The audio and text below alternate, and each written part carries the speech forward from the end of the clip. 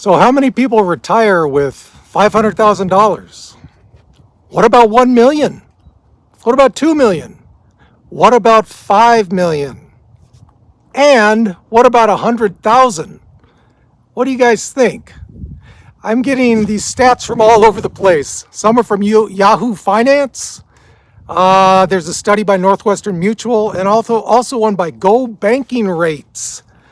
So, according to Northwestern Mutual, the average person thinks that they will need 1.46 million to retire comfortably. This is a study that was done in the last 2 years. 1.46 million to retire comfortably? I don't know about that. Yes, I know since I retired 3 years ago that cost of living has gone up. I still think you can do it with 500,000.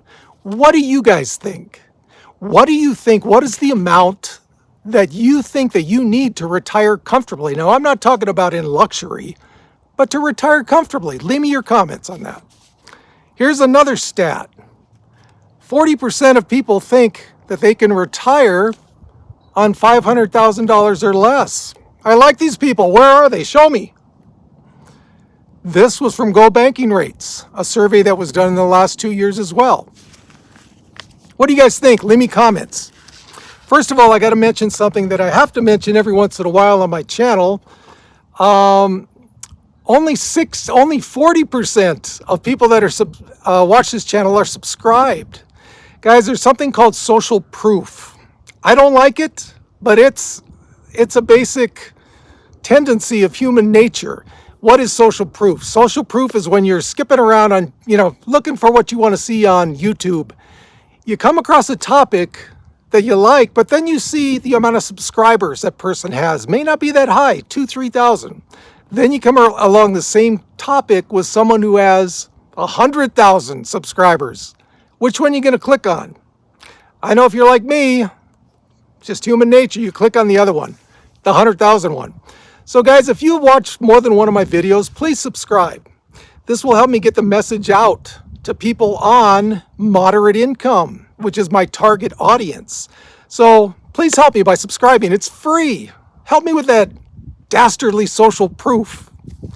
So here's some more stats for you about this whole retiring on whatever.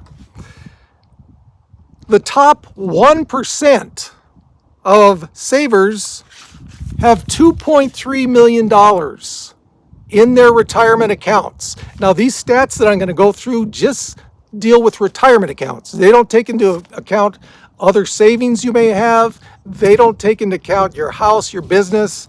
Actually, no, one of these I'll mention net worth, but the other ones, strictly retirement savings. So 1%, the top 1%, have at least $2.3 million saved. There's another stat for you.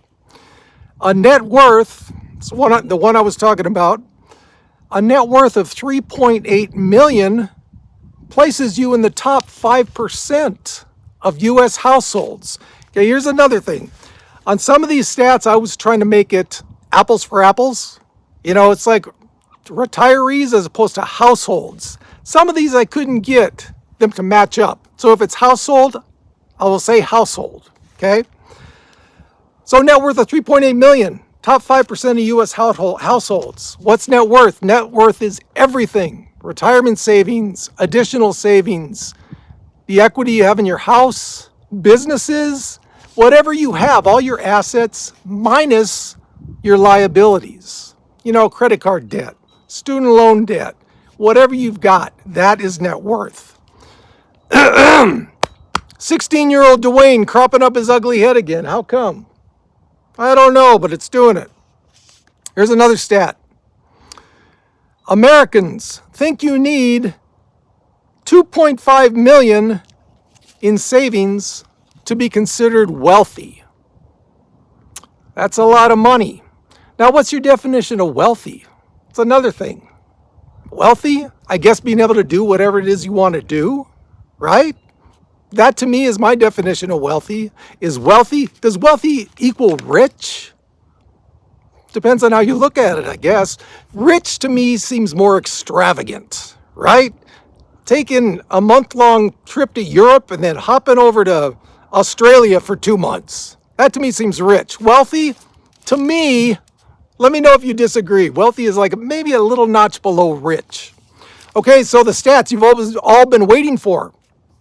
How many people retire with these various different amounts? 9% of households have saved. Now this is households. I was trying to get for an actual one-person retiree stat. I couldn't find it. If you guys find it, let me know in the comments. 9% of households have saved $500,000 or more in retirement accounts. Okay, again, we're not talking about throwing in your bank savings with that.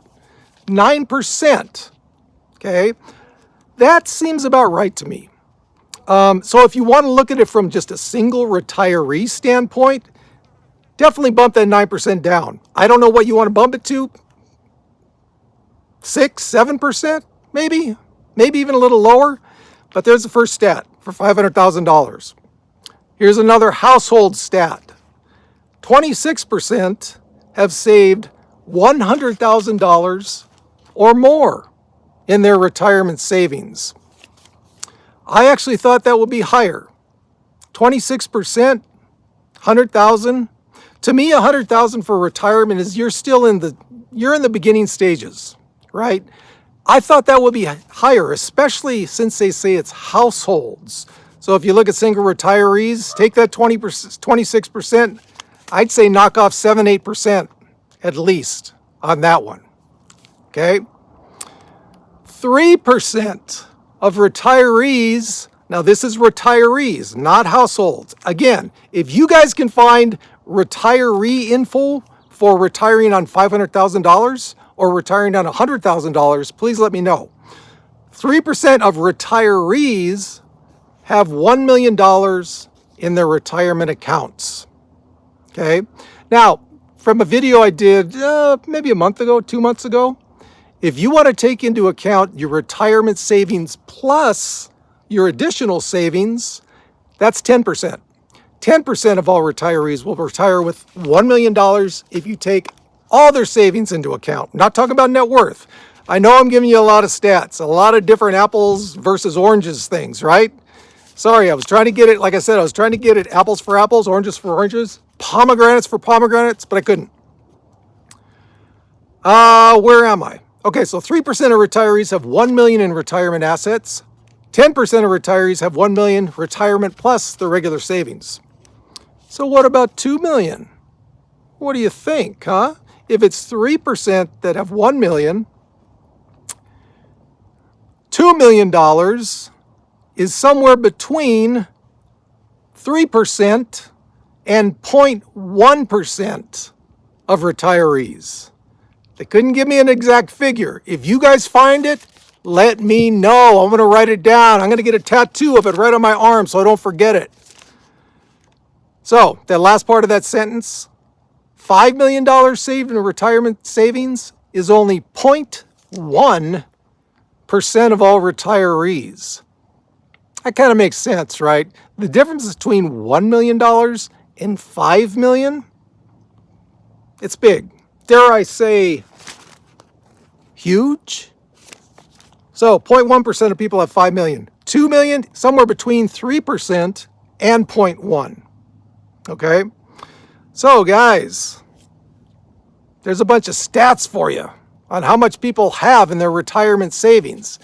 You know, on moderate income, as I've always said, it is all about expenses.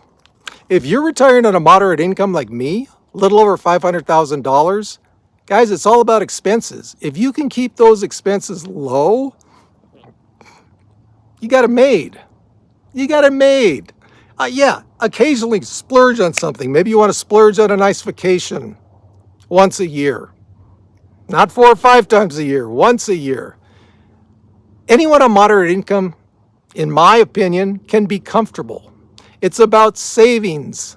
It's about taking those savings that you've done for the last 20 years, investing them once you're retired relatively conservatively, where the market can still work for you, You have enough in the stock market. For me, I would say, because I go by the 4% rule, if you have like about 50 to like 75% in the stock market when you're retired, it all depends on your risk tolerance. Anywhere in between there, I think you're doing good.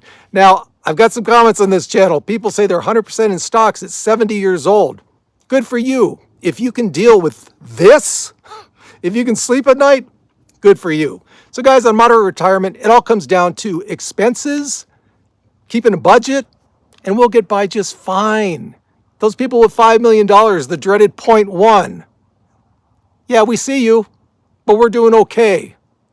And as always, from the lovely high desert, we got this.